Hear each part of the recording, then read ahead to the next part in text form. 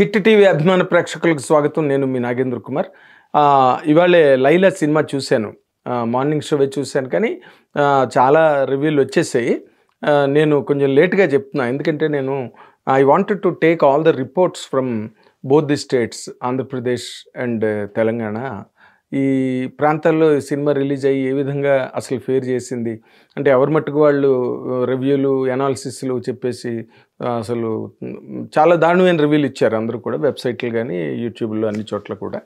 But నేను wait చేశాను. ఎందుకంటే ఎక్కడైనా మ్యాట్నీ నుంచి కానీ ఫస్ట్ షో నుంచి మ్యాట్నీ నుంచి మారి ఏదైనా వేరే ట్రెండ్లోకి సినిమా వెళ్తుందా, టూ ఎర్లీగా చెప్పేసినట్టు అవుతుందేమో అనే ఉద్దేశంతో ఇప్పటి వరకు ఆగాను. ఇప్పుడు కాకపోతే ఏంటంటే సినిమా మార్నింగ్ షో పడిన దగ్గర నుంచి కూడా ఇప్పటి వరకు ఏ రకమైన బెటర్మెంట్ చూపించలేకపోయింది సినిమా. అది చాలా బాధ అనిపించింది నాకు. ఎందుకంటే కోటాను కోట్ల రూపాయలు పెట్టి ఒక యూనిట్, ఒక 100 మంది యూనిట్ కష్టపడి, రచయితలు కష్టపడి, హీరో విశ్వక్సేన్ ఎంతో కష్టపడి ఆ లేడీ గెటప్ గురించి ఎంతో వర్కౌట్స్ చేసి చాలా కష్టపడి చేసిన సినిమా 'లైలా'.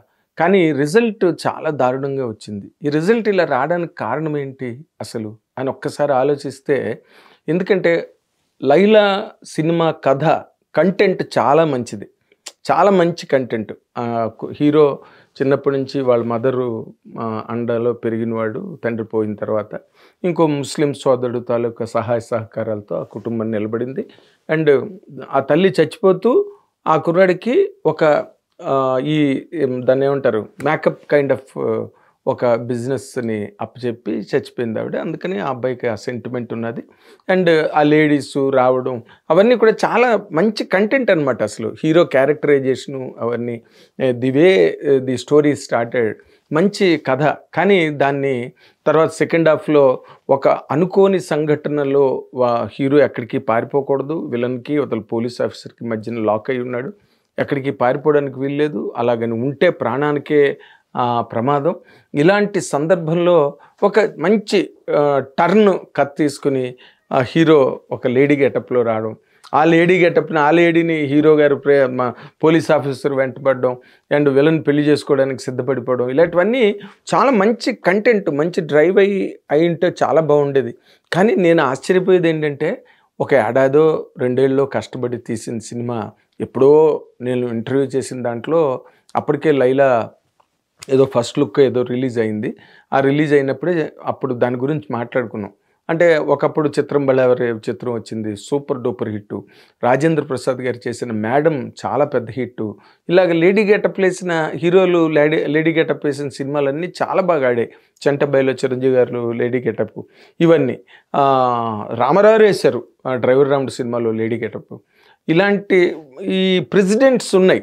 అలాంటి సినిమాలన్నీ బాగా ఆడాయి, పెద్ద హిట్ అయ్యాయి. కానీ ఈ సినిమాకి వచ్చేసరికి ఏమైందంటే ఇంతమంది యూనిట్టు, ఇంతమంది టీము, రైటర్సు, మ్యూజిక్ డైరెక్టరు, అసలు వీళ్ళందరూ ఏమనుకుని చేశారు ఆ కథని, ఏ విధంగా దాన్ని డ్రైవ్ చేశారు, దాన్ని ఏ విధంగా పిక్చరైజ్ చేశారు అంటే చాలా డిసప్పాయింటింగ్గా కథని ముందుకు డ్రైవ్ చేసి ఎక్కడ కూడా ఒక స్పార్క్ అన్నది లేకుండా అంత విశ్వక్సేన్ పడ్డ కష్టం అంతా కూడా తను ఎంత కమిట్మెంట్తో, ఎంత డెడికేషన్తో ఆ క్యారెక్టర్ని టేకప్ చేశాడు. చాలా బాగున్నాడు సినిమాలో విశ్వక్సేన్. నిజంగానే ఎంత మంచి అందంగా ఉన్నాడు. దానికి తగ్గట్టుగా నాజూగ్గా ఒక లేడీలాగా అలాగా మేనిఫెస్ట్ అవడం అన్నది చాలా కష్టం. అంటే ఎంత డెడికేట్ అయితే అలా బాగా జరుగుతుంది, అంత బాగా వస్తుంది అవుట్పుట్ అన్నది. కానీ అది ఎందుకు పనికి రాకుండా పోయింది సినిమాలో. ఎందుకంటే కథని నడిపించాల్సిన విధంగా నడిపించలేకపోయారు. కథలోని ఎందుకంటే ఇది మోషన్ పిక్చర్ కదా, ఆ మోషన్ పిక్చర్ అంటే ఊరికే స్క్రీన్ మీద రీల్స్ వెళ్ళిపోవడం కాదు. మోషన్ పిక్చర్ అంటే ఆ స్టోరీలో ఆ డైనమిక్స్ కూడా ఉండాలి. ఆ బిగినింగ్ దగ్గర నుంచి ఆ డైనమిక్స్ అన్నదే కథలో లేదు. మరి రైటర్లు ఏం చేశారు? విశ్వక్సేన్ హిమ్సెల్ఫ్ రైటరు, కథ రాస్తాడు, డైలాగులు రాస్తాడు, సీన్లు రాస్తాడు. మరి తనేం చేశాడో అసలు నాకేమీ పాలుపోలేదు. దీనికి కారణం ఇంకోటి ఏంటంటే నిర్మాతలందరూ నేర్చుకోవాల్సిన గుణపాఠం ఏంటంటే ఇందులో ఏదో హీరో డైరెక్టరు ఉంటే, కాంబినేషన్స్ ఉంటే సినిమాలు ఆడేస్తాయి, ప్రాజెక్ట్ సేఫ్, మనం అమ్మేసుకోవచ్చు, లేకపోతే ఓటీటీలో డబ్బులు వస్తాయి.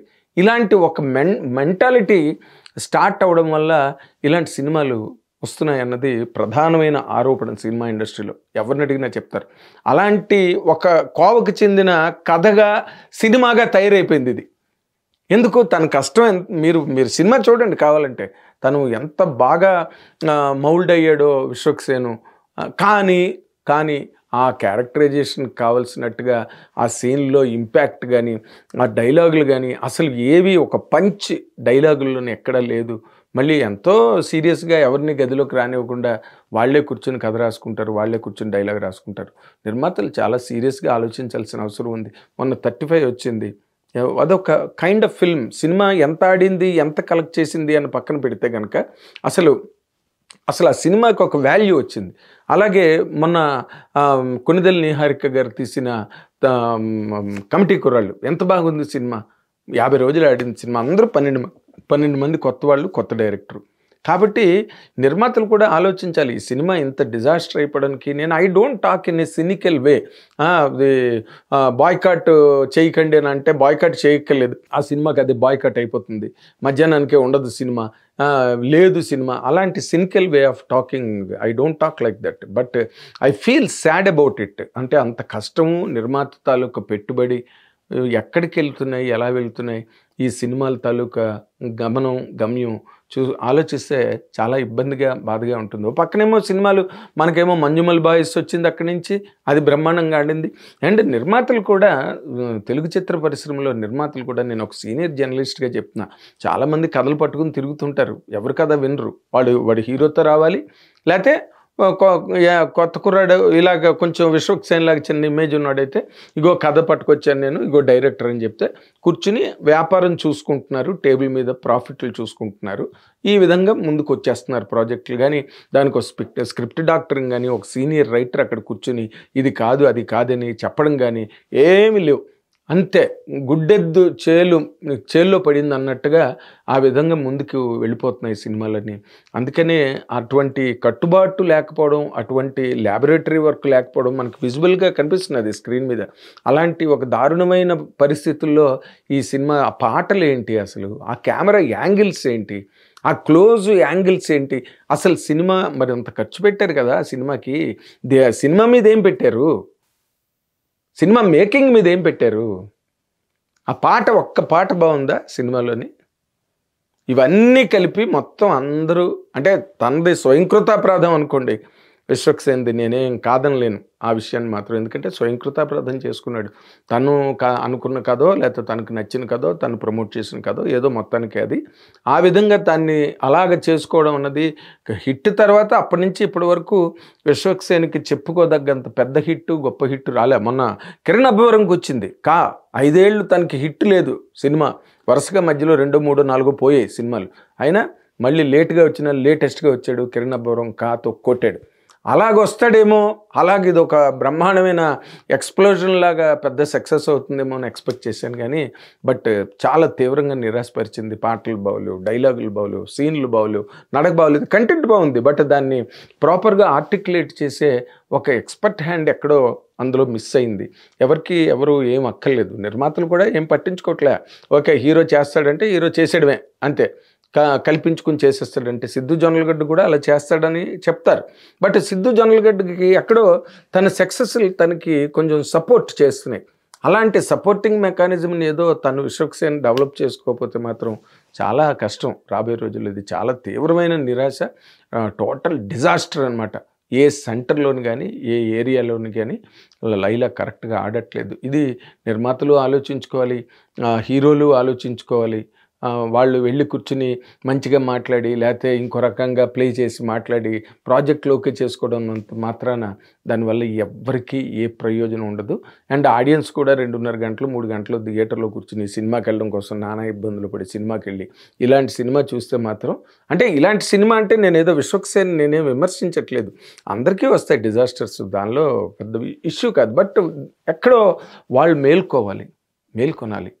నిర్మాతలు కానీ లేకపోతే హీరోలు కానీ డైరెక్టర్లు కానీ ఎక్కడ అసలు డైరెక్టోరియల్ టచ్ అన్నదే ఎక్కడ, అది ఒక్కటే స్పార్క్.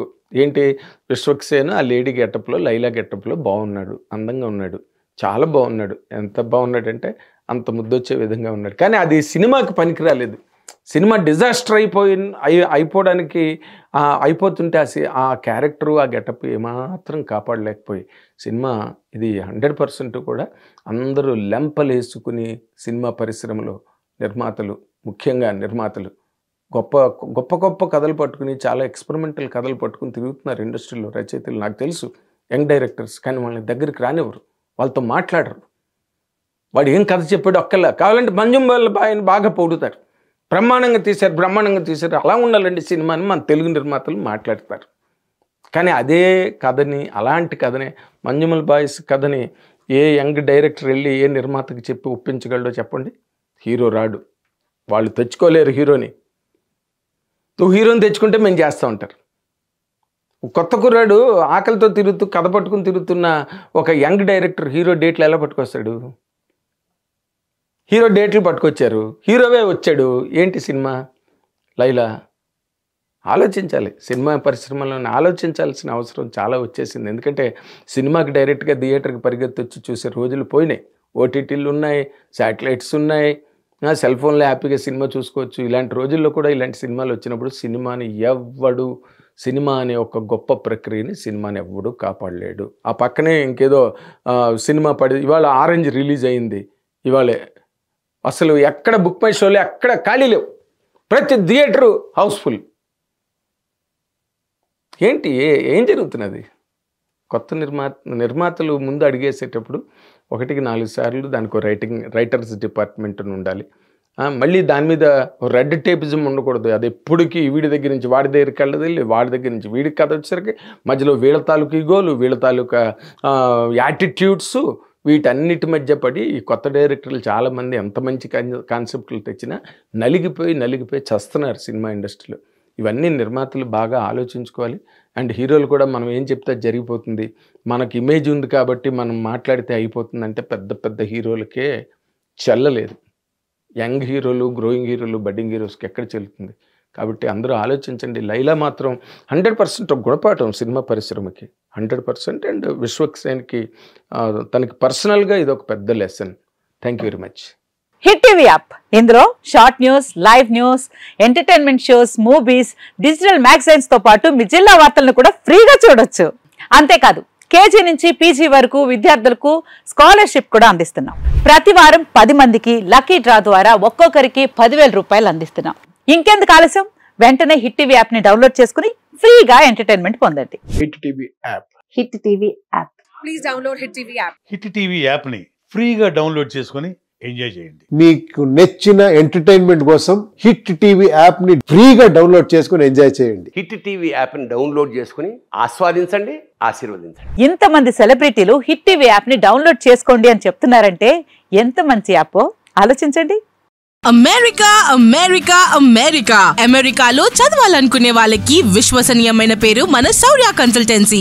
UK లో 1 year masters, UK లో 1 year masters, 2 years work permit up to 5 years visa. Contact Saurya Consultancy. Contact 89851 89851.